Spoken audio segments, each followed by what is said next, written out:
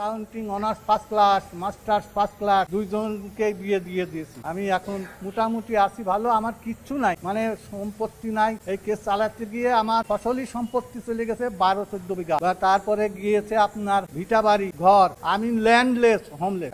আমি এখন কিছুই আমার করার নাই, কারণ 20 লক্ষ টাকা আমাকে কেসের খরচ বাবদ দিয়েছে কোর্টকেও অশেষ ধন্যবাদ জানাচ্ছি, আপনাদেরকেও ধন্যবাদ জানাচ্ছি। আপনি বক্তব্য দিয়েছেন যে 40 বছর হয়রানি হয়েছেন, এটা হচ্ছে বিচারিক প্রক্রিয়া। এখানে 40 বছর সোনালী ব্যাংক, সেখানে কোনো হস্তক্ষেপ ছিল না। বিচারিক আদালত, আপিল বিভাগ এবং আপিল বিভাগ, সেটা হচ্ছে বিচারিক প্রক্রিয়া। 40 বছর ওনার হয়েছে, ব্যয় হয়েছে, তার জন্য সোনালী ব্যাংক ব্যক্তিগতভাবে প্রাতিষ্ঠানিকভাবে দায়ী না। এবং বিজ্ঞ আদালত ওনার যে রেসপন্ডেন্টের আইনজীবীর সাবমিশনের প্রেক্ষিতে 20 লক্ষ টাকা যে কস্ট দায়ের করেছেন, সোনালী ব্যাংক যে আমাদের সিনিয়র আইনজীবী আছেন এবং আমরা ব্যাংকে অবগত করানোর পর রিভিউর ব্যবস্থা আছে, সিস্টেম আছে। এই আদেশে ক্ষুব্ধ হয়ে সোনালী ব্যাংক হয়তো রিভিউ করতে পারে এবং রিভিউর পরবর্তী যে জাজমেন্ট আসবে, আদেশ আসবে, সেটাই চূড়ান্ত এবং সেই আদেশ মোতাবেক এই মামলার চূড়ান্ত ফয়সালা হবে। এটি আমার সোনালী ব্যাংকের পক্ষ থেকে বক্তব্য।